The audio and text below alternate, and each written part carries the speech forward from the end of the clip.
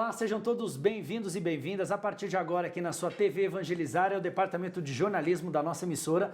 Começa agora o programa Pauta Aberta. Que bom te receber aqui. É o jornalismo da TV Evangelizar mais perto de você. E a gente começa o programa de hoje mostrando uma linda homenagem aos profissionais da saúde, realizada aqui em Curitiba. Dá só uma olhada. Profissionais da saúde que trabalham nos hospitais Marcelino Champagnat e Cajuru de Curitiba foram homenageados. Um vídeo produzido foi projetado na parede do Hospital Marcelino Champagnat, com fotos de seus colaboradores segurando uma folha, onde estão escritas palavras de carinho, amor e incentivo aos profissionais da saúde. De repente, não posso mais ver seu sorriso. A voz de apoio ficou abafada. Certas vezes, nela posso ouvir o medo dos tempos que vivemos, a exaustão de dias inteiros em pé. As expressões faciais ficaram restritas ao olhar que também é de preocupação, atento a tudo o que acontece ao seu redor. Essa homenagem ao Dia da Enfermagem se estende a todos os profissionais da saúde da nossa cidade, em especial aos profissionais do Hospital Cajuru e do Hospital Marcelino Champagnat. Promovida pela Província Marista Brasil Centro-Sul e pelo Grupo Marista, ela traz essa agradável lembrança aos nossos heróis do dia a dia. Vale lembrar que valorizar os profissionais da saúde é extremamente importante a todos nós. Não apenas nesse momento de pandemia, mas também em todos os dias. Esses profissionais que, de uma forma agradável, acolhedora e humana, salvam vidas da nossa sociedade e da nossa cidade. Especialmente nesse momento, onde as pessoas padecem de suas mazelas de uma forma mais intensa. É uma forma de agradecer, é uma forma singela, que não corresponde de forma plena a tudo que é feito por todos nós, mas ele mostra um bom carinho, um livre carinho que todos nós temos que ter a esses profissionais.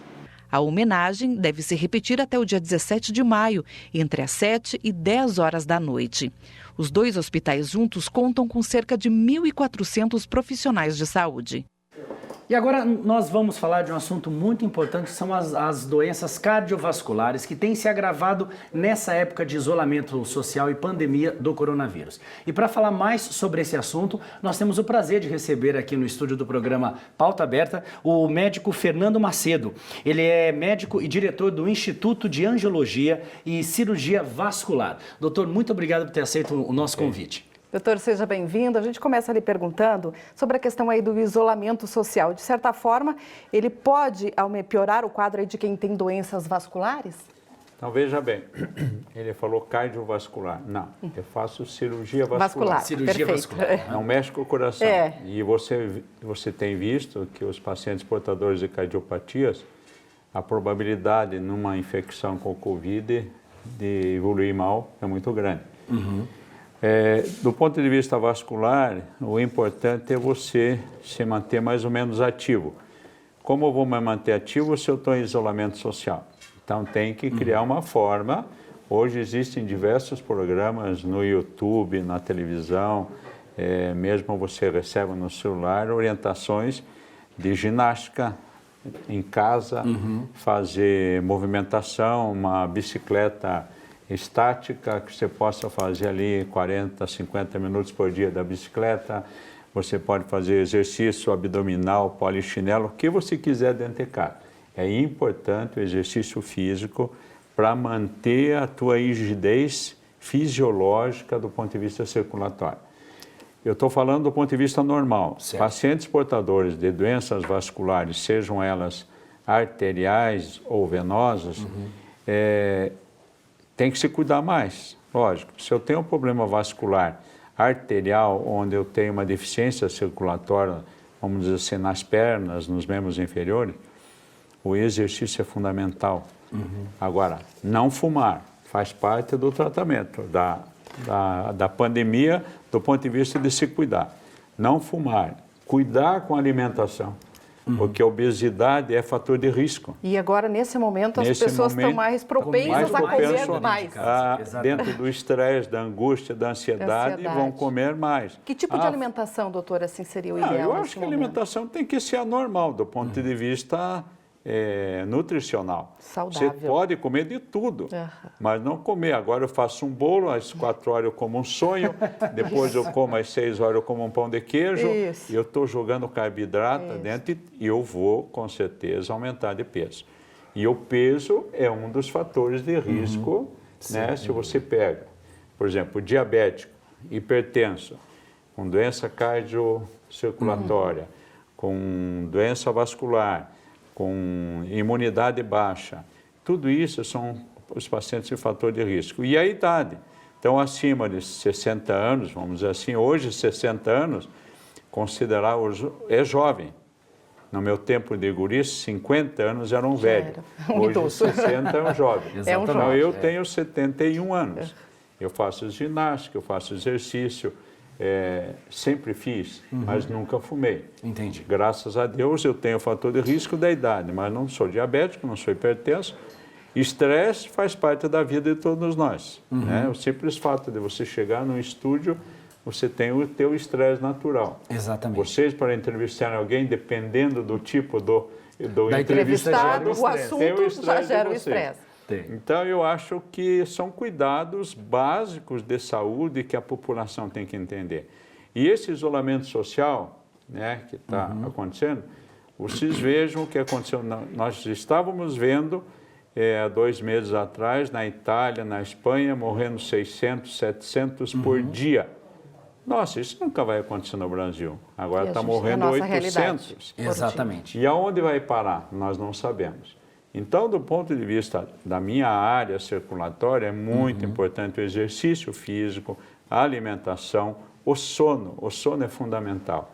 Durma pelo menos 8 horas por dia. Isso faz parte da boa saúde. Com certeza. Então, estou à disposição. Doutor, a gente costuma falar assim que geralmente, depois, como o senhor disse, depois de uma certa idade, a pessoa, claro, tem a preocupação aumentada, aumenta a preocupação em relação às doenças vasculares.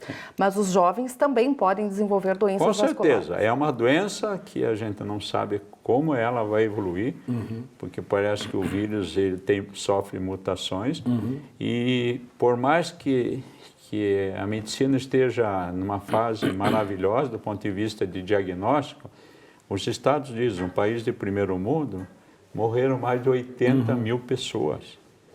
Né? Uma medicina bastante E evoluída, aí vem várias opiniões e as opiniões às vezes se divergem em benefício do próximo, mas é tudo um conhecimento de uma coisa nova que ninguém conhecia. Nós nunca tivemos isso na nossa história. Poucos estudos ainda sobre isso, né, doutor? Estudos assim de comprovação. E está todo mundo tateando. Existem fantásticos infectologistas no nosso país, isso eu falo de cadeira. O presidente da Sociedade Brasileira, nosso amigo, é aqui de Curitiba, né? Então, eu acho que é uma coisa nova que todos nós aqui que estão ouvindo o que eu estou falando, eu não sou dono da verdade, muito pelo contrário, eu estou na mesma situação de vocês em termos de conhecimento. Nós temos uma incerteza, nós não sabemos quando isso vai alcançar o pico. Que pico é esse que nós não conhecemos? Não é o pico do Marumbi, não é o pico, né? E nós não sabemos. Exatamente. Então, eu acho que todo cuidado é pouco. O isolamento social é importante, mas você tem que, por exemplo, eu estou indo ao consultório, atendo um paciente cada 45 minutos, álcool gel, máscara, tudo aquilo que tem que ser feito, inclusive estou com minha máscara aqui, tirei para dar entrevista, mas eu quero que vocês usem máscara, saia longe de mim. A distância, vamos manter a distância. Então, essa distância é muito boa. Agora, importante, alimentação, exercício, porque oxigênio é vida.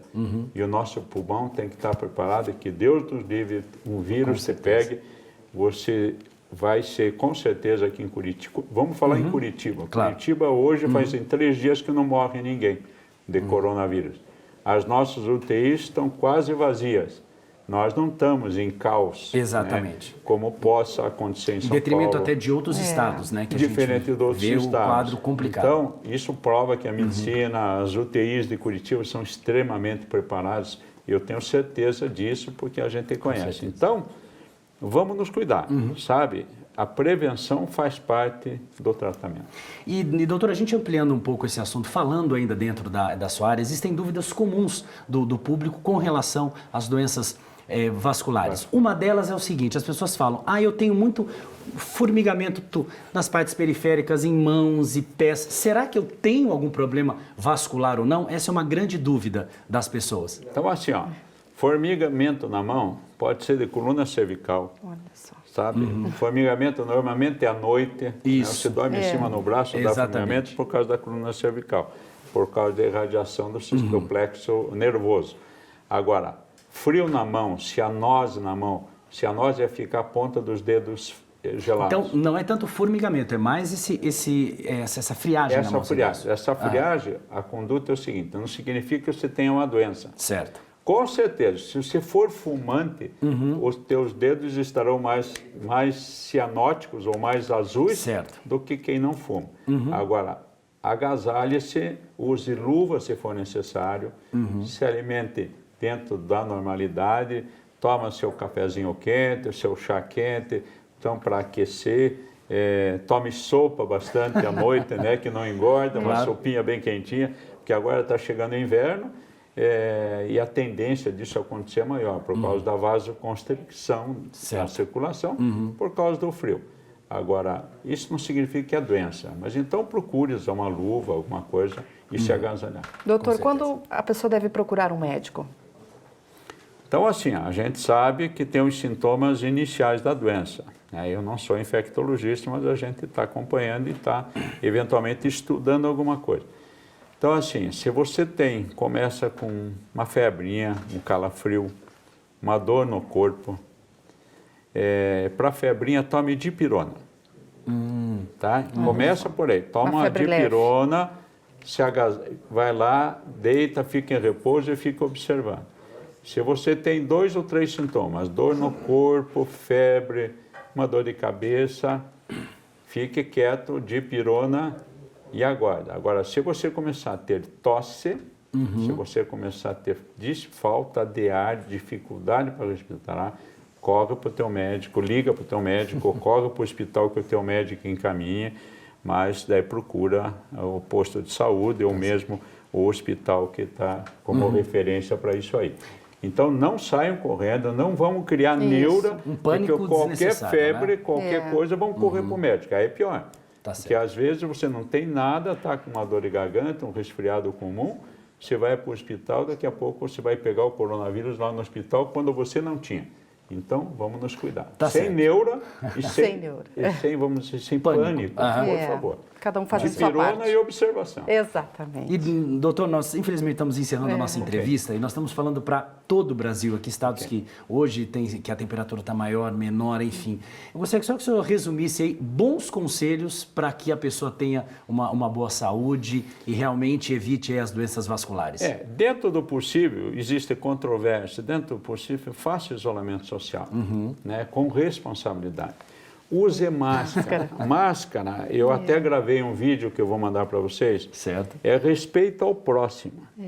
Porque se eu estou de máscara, você está de máscara, a probabilidade de eu transmitir alguma coisa a você, ou você transmitir de você, é muito menor. Então, é respeito ao próximo, o uso de máscara. Você vê pessoas na rua, pessoas entrando no ônibus sem máscara. Isso é falta de respeito ao próximo. Se você não se respeita, respeita ao próximo. Use máscara.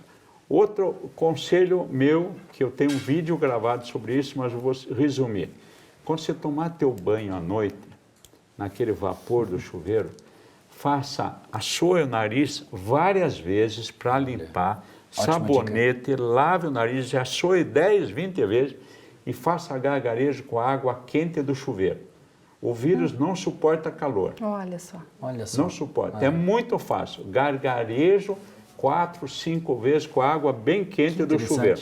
Então, o vapor que você está inspirando e o vírus não suporta calor. Maravilha. Ótimo. Nós gostaríamos de agradecer muito aqui a presença do doutor Fernando Macedo. Ele é José Fernando Macedo, aqui só está Fernando Macedo, isso que eu disse esse nome. Ele é diretor do Instituto de Angiologia e Cirurgia Vascular. Doutor, muito obrigado por ter aceito o nosso convite. Doutor, obrigada pelas informações que foram muito valiosas. Aqui Usem seja sempre máscara. vindo. Sem Usem dúvida. máscara. É só para apresentar. Só aguarda um minutinho, só por gentileza. Obrigado.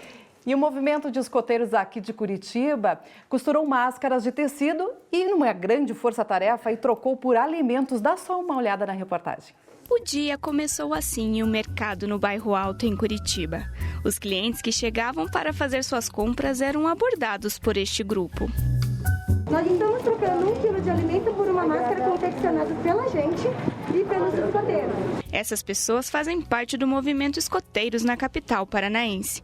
Desempenhando um papel construtivo na sociedade, o grupo trabalha com um propósito no desenvolvimento do jovem, visando sempre a união. A união do grupo é para todos os momentos. Em uma força-tarefa, os escoteiros costuraram essas máscaras que servirão como proteção do novo coronavírus. Mas além disso, por trás desses plásticos que carregam um pedaço de pano e 2 fitas de malha, existe uma ação muito bonita que representa empatia e cuidado ao próximo. A gente está realmente nessa campanha querendo divulgar não só o movimento escoteiro, mas conscientizar as pessoas de que é importante usar máscara nesse período e de uma forma ou outra a gente colocar uma máscara a baixo custo para a população, porque uma máscara em troca de 1 quilo de alimento. A gente começou aí há quase 2 semanas. Durante esse período a gente conseguiu confeccionar quase 1.600 máscaras com a ajuda de chefes que estão costurando, com os pais de alguns escoteiros que também estão ajudando nessa costura. Então, envolvemos todo o grupo para conseguir atingir essa ação. E os alimentos arrecadados terão um destino: a Associação Beneficente São Roque, que atende pessoas em situação de vulnerabilidade social e risco. É uma associação que a gente já trabalha com eles há algum tempo. A gente consegue doações de roupas e outros itens também que eles precisam e fazem bazar, a gente encaminha sempre para eles. Eu troquei 4 quilos por 4 máscaras, vou dar 1 para cada membro da minha família. Ações como estas são comuns no movimento escotismo, que está há mais de 100 anos no Brasil. É um movimento que tem desde o começo do século passado já. Ele trabalha com jovens, é a maior organização educacional não governamental do planeta. Então a gente trabalha com jovens dessas faixas etárias, né, que vão dos 8 aos 21 anos. A gente trabalha as crianças para serem líderes, terem atitude, entenderem a família, entenderem a sociedade, participarem da sociedade. E os animais de estimação são hoje grandes aliados neste momento de isolamento social. Nós vamos conhecer agora a história da pequena Júlia, que estava se sentindo muito sozinha, mas isso mudou depois que ela ganhou uma amiga especial. Essa cena fofa viralizou nas redes sociais. No vídeo gravado pela mãe, a Júlia, de 7 anos, acorda e se emociona ao ver que ganhou um cachorrinho. Olha isso!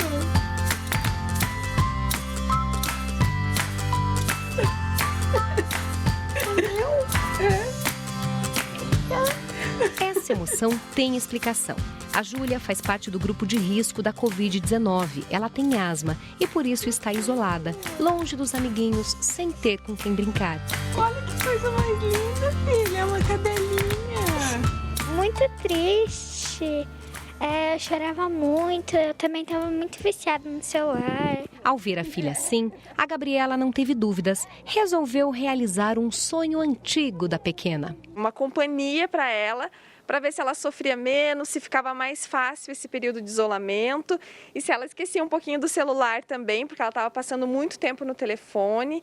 E muito triste, assim, era o que deixava a gente mais preocupada. Ela chorava muito, ela se queixava, ela reclamava dessa solidão. E a Belinha veio para mudar esse cenário. Agora, a Júlia só quer saber da nova amiga de 4 patas. A Ju vai tomar banho, a Belinha fica na porta, arranhando, porque quer estar junto. Então, e a Júlia voltou a ser uma criança feliz, sorridente, a interagir. E toda hora ela agradece. Mamãe, muito obrigada, muito obrigada. Ela está muito feliz, realmente. Eu já não me sinto mais sozinha, estou muito mais feliz. Os animais de estimação são os maiores aliados nesse período de isolamento social. E as vantagens não são só para as crianças, não. Todo mundo pode se beneficiar dessa convivência tão prazerosa. De acordo com essa psicóloga, os animais proporcionam um suporte emocional importante nessa fase. Quando a gente tem um animal que precisa parar, cuidar dele, brincar e proporcionar alguns momentos com ele, cria um espaço, que a gente fala, um espaço de uma fuga da realidade. Você não vai estar nem dentro de você, onde você está sentindo aquele desamparo, e também não vai estar externamente, onde você vai escutar as notícias ruins, todas as dificuldades. Mas é claro que é preciso ter consciência de que junto com o animal vem muitas responsabilidades. O animal, ele sente dor, ele sente fome, ele sente frio e também sente tristeza e desamparo. Então, tudo isso é preciso ser observado também e falado com quem vai estar aos cuidados desse animal, o que ele precisa, porque ele também tem necessidades. E fazer os vínculos, precisa ser feito esses vínculos. Esses vínculos são feitos através da palavra, da informação, da divisão de tarefas. Senão, muitas vezes, pode até fazer um estresse na família. Quem vai dar de comida, quem vai limpar as fezes, sim, o animal é um ser ali que precisa desses cuidados.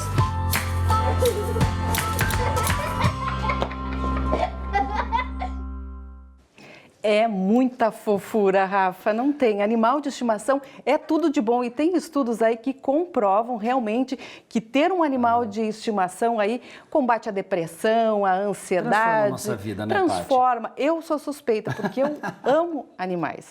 Então, realmente, certo. assim, a gente fica mais feliz. Chegar em casa e ter um animal de estimação é tudo de bom, mas cabe a gente lembrar aqui que o animal não é objeto, né? Exatamente. Ele não é descartável.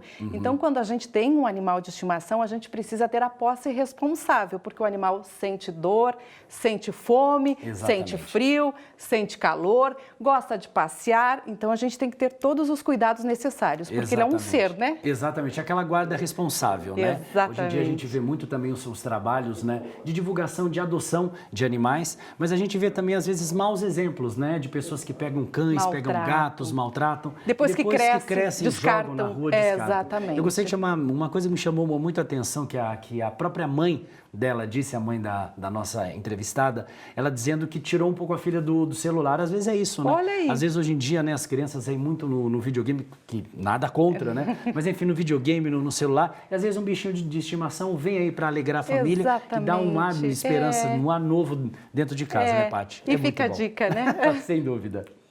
Mas agora vamos falar de um assunto extremamente importante e muito sério. Na Rússia, o crescimento do coronavírus está de forma desordenada.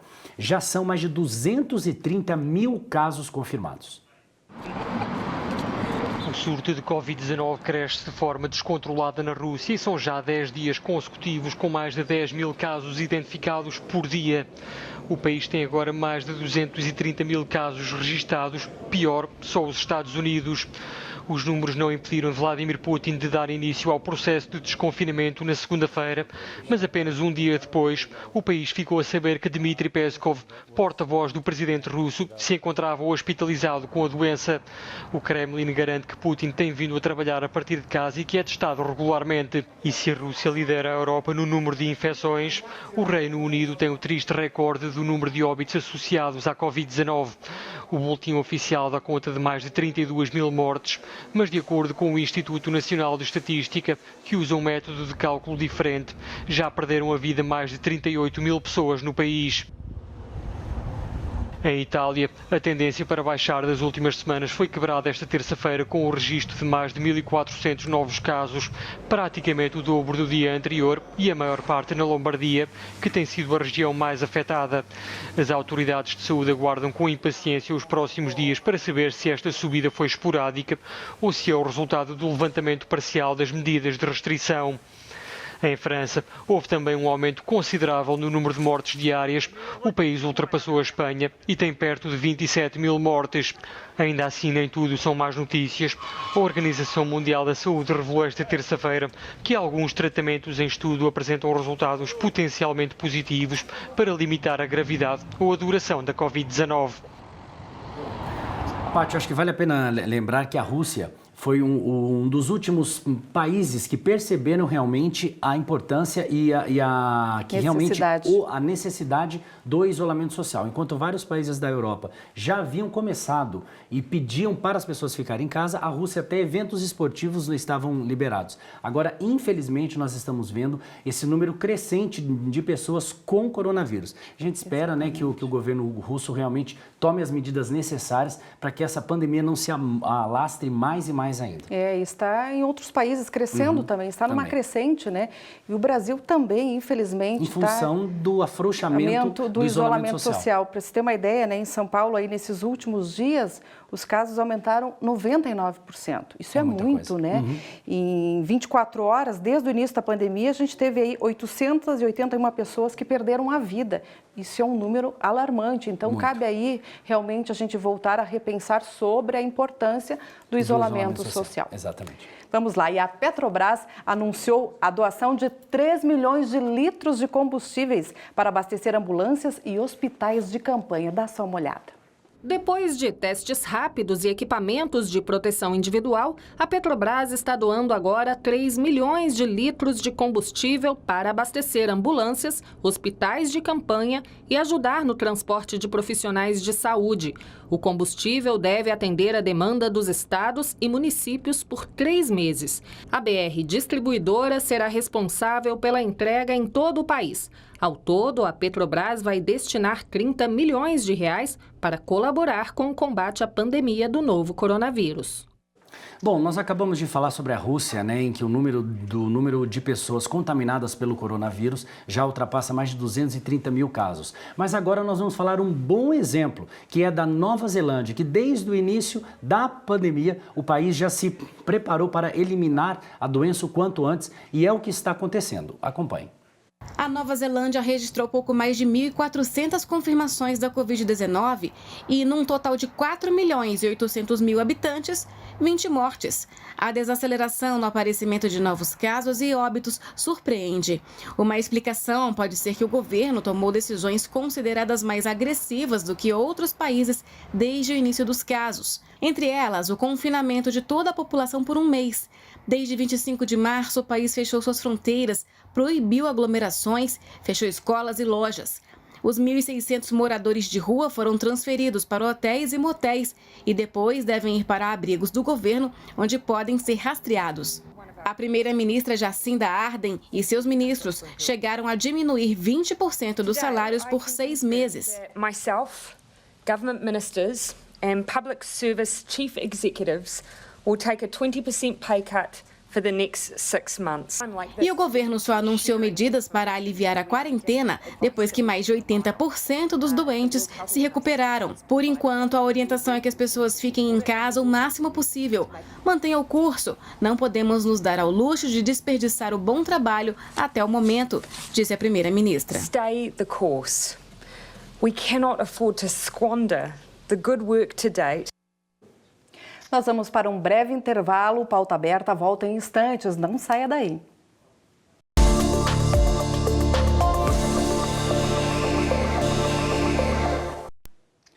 Estamos de volta com o Pauta Aberta. Muito obrigado pelo seu carinho, obrigado pela sua atenção aqui na TV Evangelizar. E agora nós vamos falar de uma história muito bonita, a história da pequena Yasmin. Olha só, ela ganhou uma imagem de Jesus Cristo do avô dela e não larga a imagem de jeito nenhum. Essa é a Yasmin, de apenas 1 ano e 8 meses. E se você pensa que ela só quer saber de bonecas, não é bem assim. Ela não abre mão, é da imagem de Jesus que ganhou do avô. Carrega para onde quer que vá. Você ama Jesus?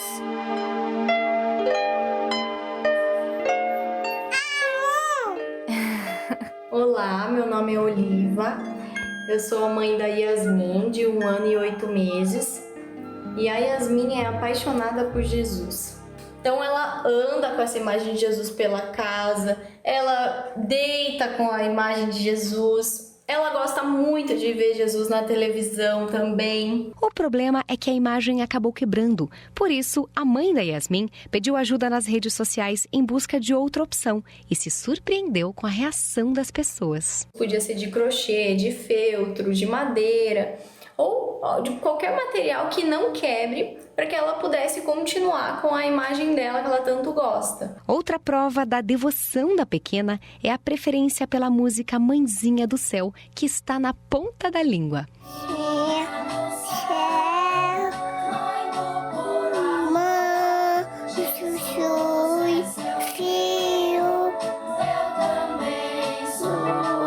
Ela se emociona muito quando ela escuta a música da Mãezinha do Céu. As primeiras vezes ela chorou bastante. Depois, agora ela não chora mais, mas ela pede todos os dias para assistir o vídeo da Mãezinha do Céu. Adora nas missas quando aparece a imagem de Jesus, a imagem de Mãezinha do Céu. E a Yasmin também é telespectadora fiel da TV Evangelizar. Faz questão de acompanhar a programação juntinho com a imagem de Jesus. Olha, gente, todos nós aqui do estúdio estamos encantados com a Yasmin. Que criança linda, né? Um momento fofura aqui do nosso programa. E o que é interessante, né, Paty? Como a devoção realmente, né? A nossa religiosidade, a gente começa desde cedo e assim, de forma despretensiosa, né? E é bacana que a mãe disse, né?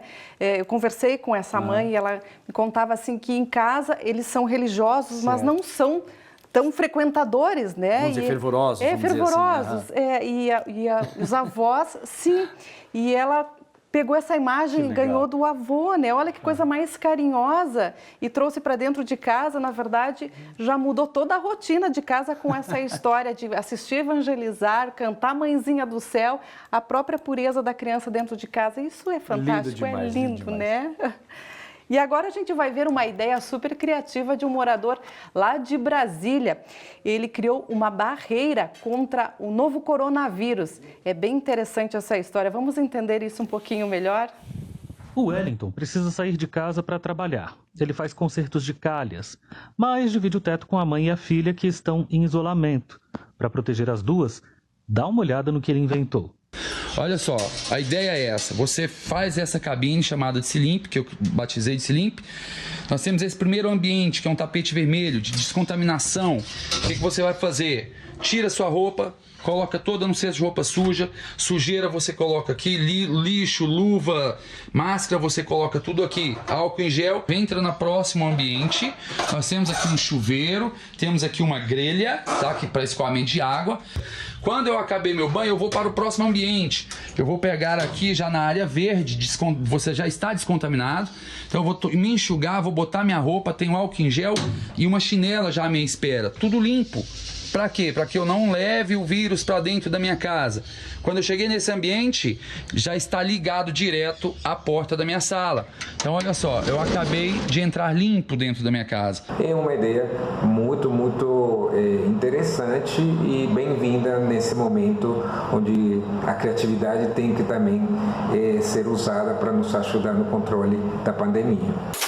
Olha, a ideia do Wellington é realmente muito boa e está correta. Só que a verdade é que nem todo mundo dispõe desse mesmo espaço que ele tem para estabelecer a chamada área suja na entrada de casa. Aqui eu improvisei e é toda essa área antes do tapete. Por isso, o tamanho do espaço que você tem não pode significar uma desculpa para o descuido. Ao chegarmos em casa, temos que tirar os sapatos, colocá-los numa área específica para isso. Seria uma área suja. Tem que higienizar as mãos com álcool em gel, deixar uma caixinha, pode ser, para colocar aqueles objetos que nós usamos no dia a dia.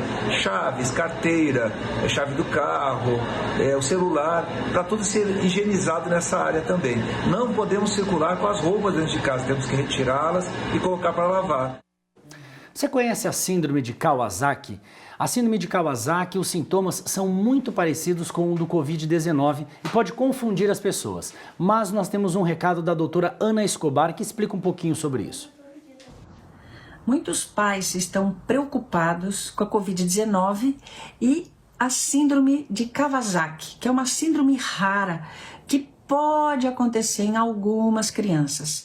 Importante, então, gente, a gente esclarecer essa situação. Olha, a síndrome de Kawasaki já é antiga, conhecida, com critérios diagnósticos já bem estabelecidos e com um tratamento. É que agora, nesse momento, ela está sendo relacionada à Covid-19. Será que isso é fato? A gente ainda precisa de estudos maiores, melhores para comprovar. A única situação que tem aqui em Nova York, algumas crianças com Kawasaki começaram a ser diagnosticadas com uma frequência maior, relacionadas ao Covid. Vamos estudar.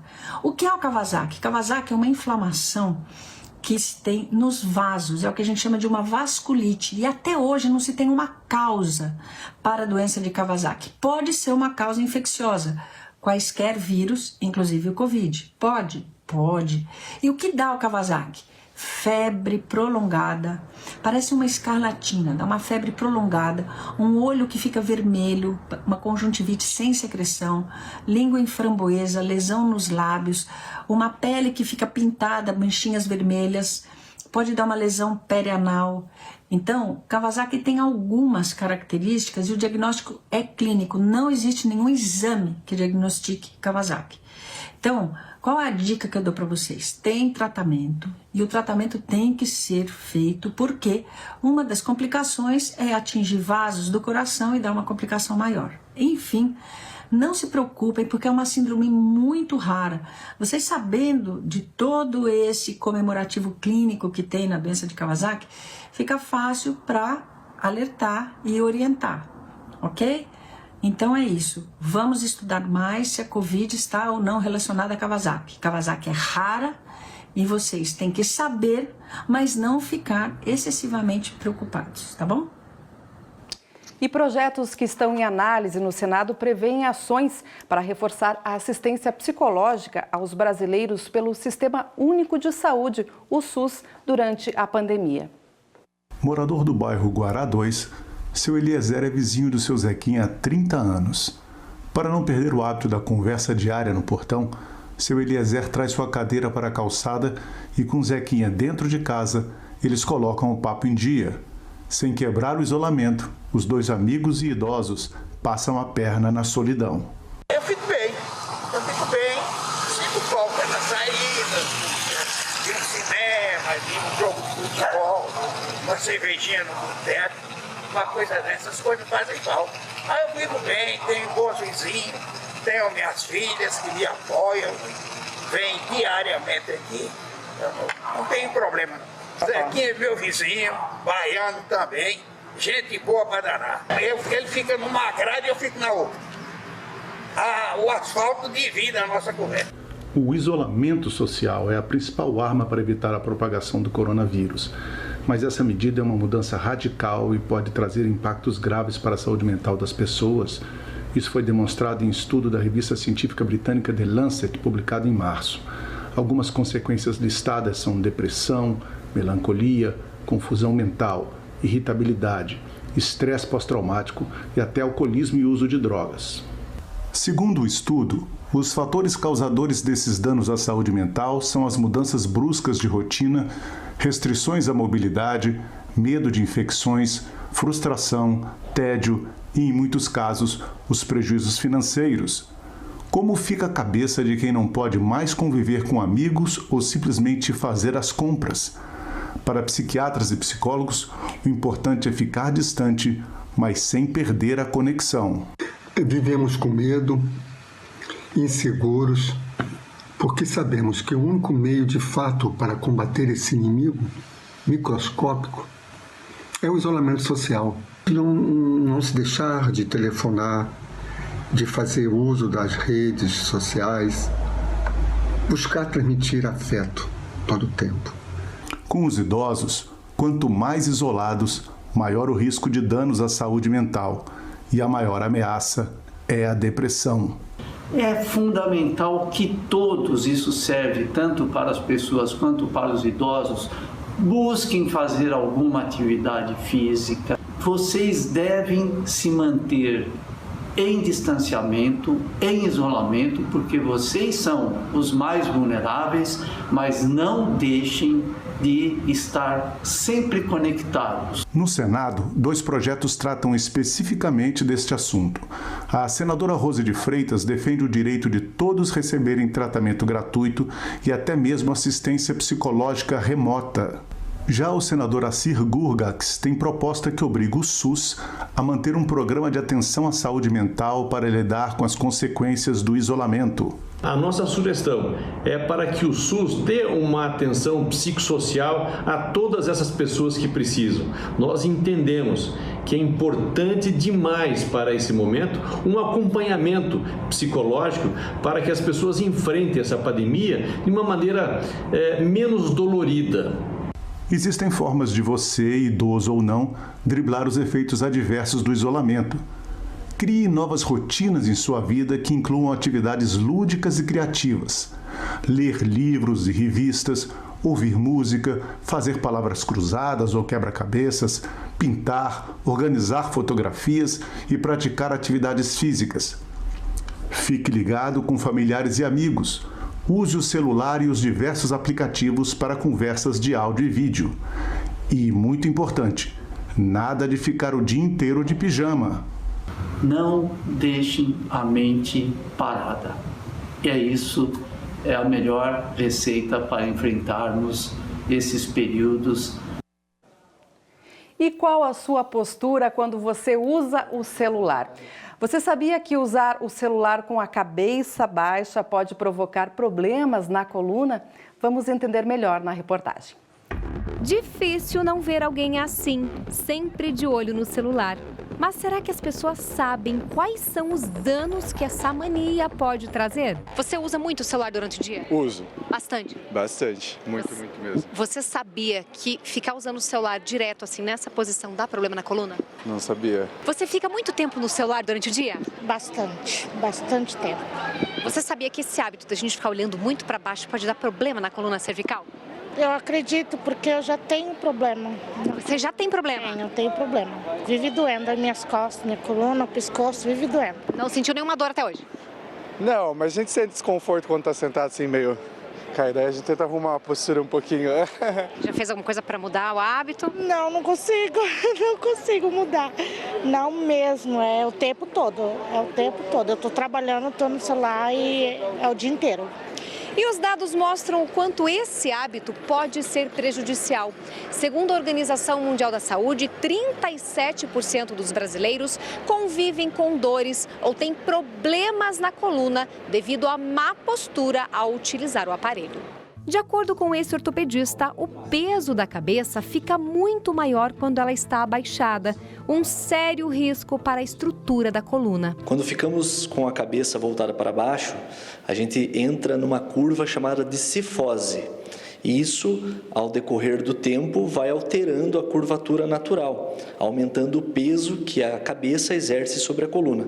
Quando estamos numa postura normal, a cabeça deve pesar mais ou menos em torno de 5 quilos.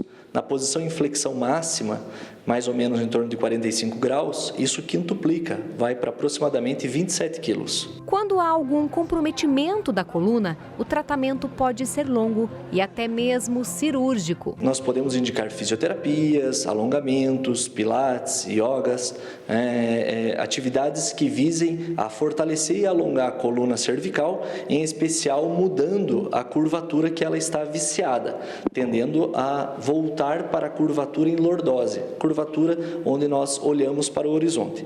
Quando há uma falha desse tratamento conservador, aí sim temos a indicação para o tratamento cirúrgico. Por isso, o ideal é prevenir. A boa notícia é que é possível fazer alguns alongamentos em casa mesmo. E tudo para frente, daí joga tudo para trás, isso. Daí volta na posição neutra e daí daqui você encosta no ombro, volta para o outro ombro. Isso, pode voltar.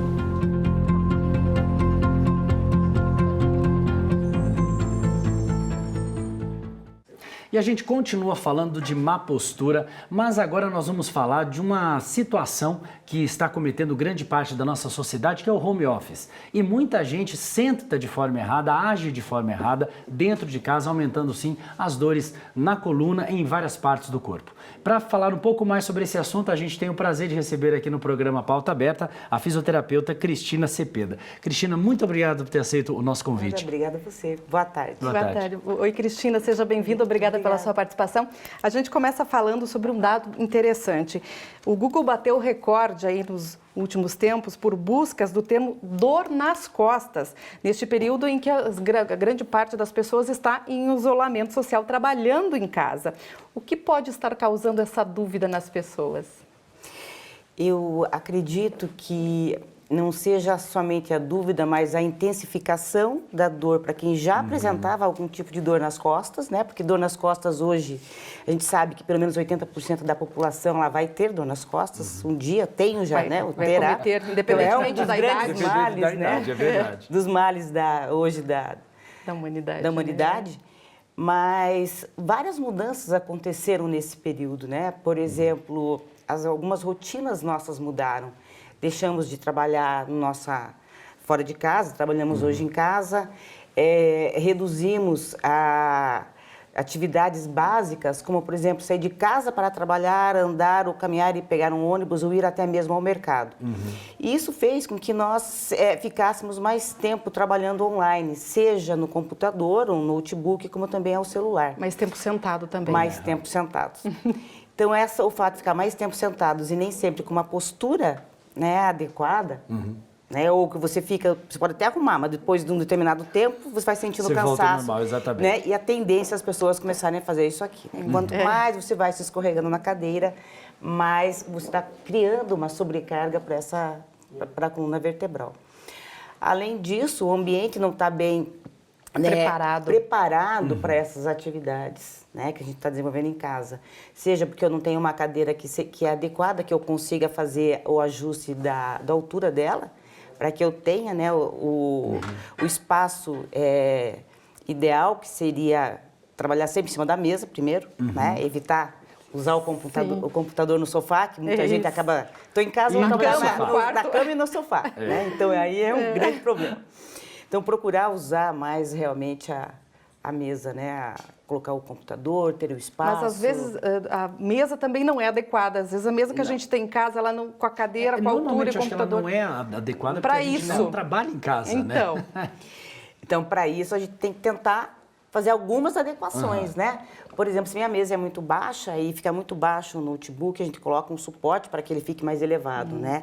Ah, mas o que eu não tenho suporte? O que eu posso colocar? Coloque revista, coloque caderno, pode colocar livro, e assim você deixa ele um pouquinho mais elevado.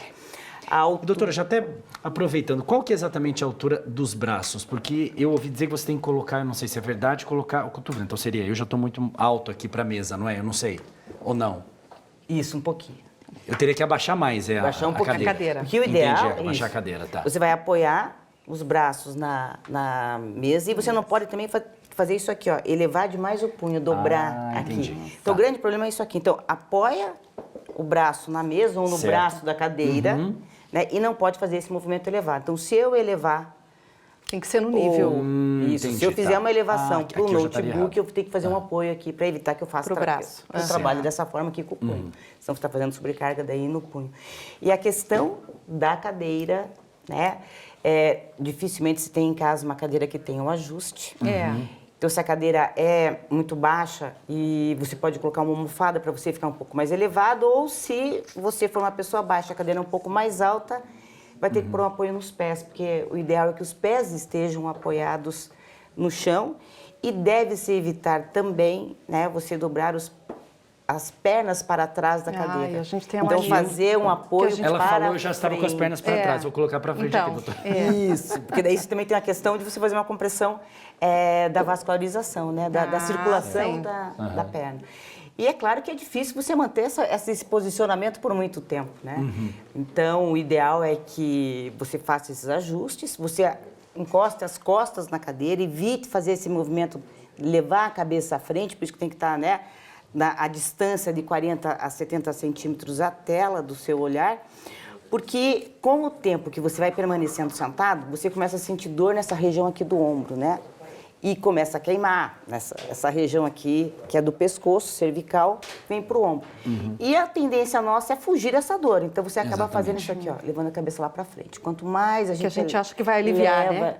Porque na realidade a gente busca uma posição de conforto, que com o tempo ela piora. Começa a doer mais ainda. E normalmente a gente observa muito, eu acho que pelo que a senhora está dizendo, é com relação ao que a gente fala, normalmente as pessoas reclamam muito da dor na lombar, né? Eu tenho minha dor na lombar. Eu acho que isso, ela prejudica muito a lombar, não prejudica? Prejudica, com certeza. É isso que eu falei. Para que você evite a sobrecarga na lombar, quando você está sentado, você tem que estar sentado, assim, colocar os glúteos bem atrás, para que a coluna lombar fique apoiada.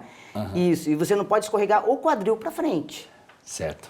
Quando você faz esse movimento de escorregar o quadril para frente, ó, você inverte a curvatura da sua coluna. E daí você começa a fazer a sobrecarga na região lombar. E muita gente acha que isso é para aliviar a lombar, né? Isso, e não é.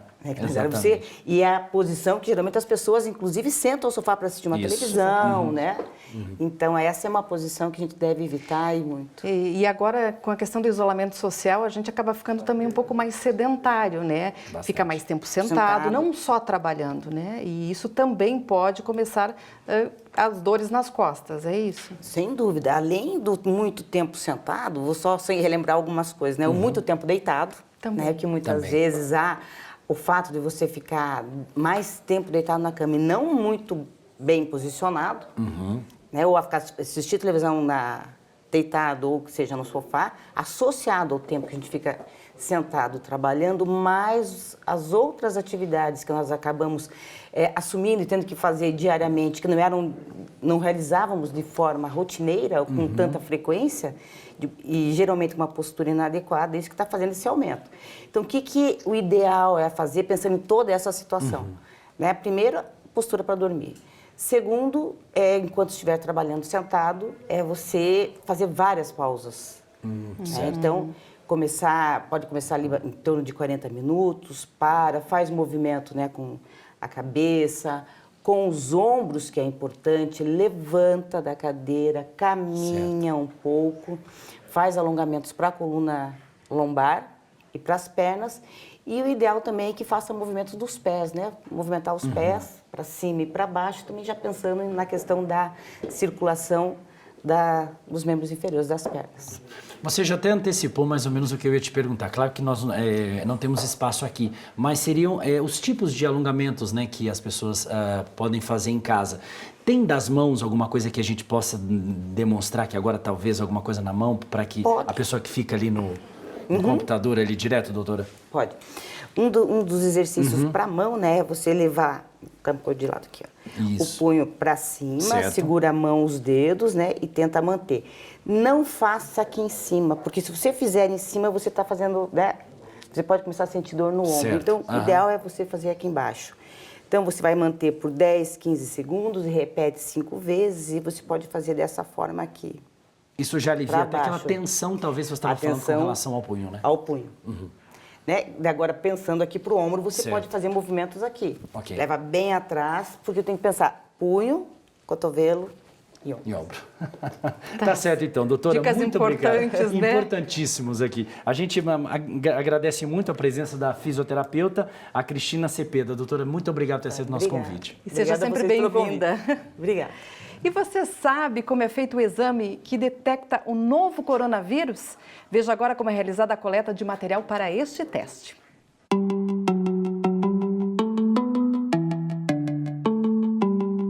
Deve ser coletado um swab da narina direita, um swab da narina esquerda e um swab da orofaringe. E os três serão acondicionados dentro do mesmo tubo, com 3 ml de solução fisiológica, para a identificação do paciente. Inclina-se a cabeça do paciente e se introduz o swab até o meato médio e faz uma ligeira rotação para coletar as células infectadas. Então, depois nós cortamos com a tesoura, melhor cortar a haste, né? Então, o primeiro swab. ele é um pouco incômodo. Se o paciente, muitas vezes, você vê se chegou na região certa, quando o paciente lacrimeja, aí você tem a certeza que você chegou na região certa. Então, na narina, voltando para a narina, então você faz um pequeno movimento rotatório, né? Então, ele é bem rápido.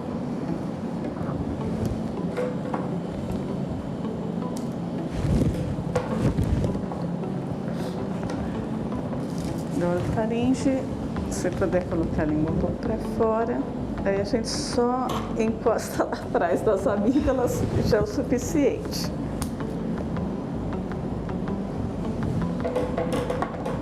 Estão aqui os 3 swabs do paciente.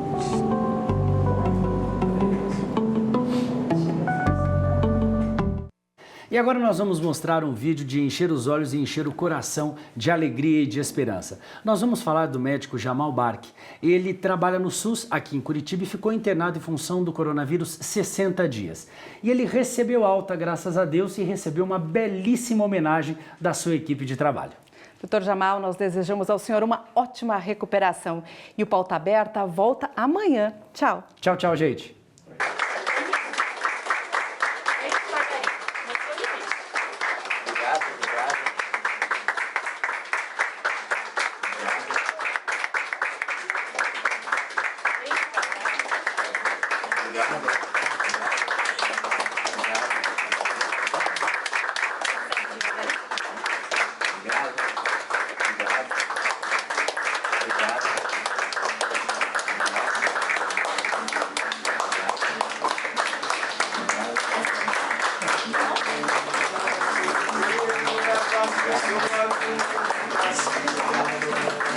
É sobre saber que em algum lugar alguém zela pra ti. É sobre cantar e poder escutar mais do que a própria voz. É sobre dançar na chuva e ainda que cai sabendo. Essa brisa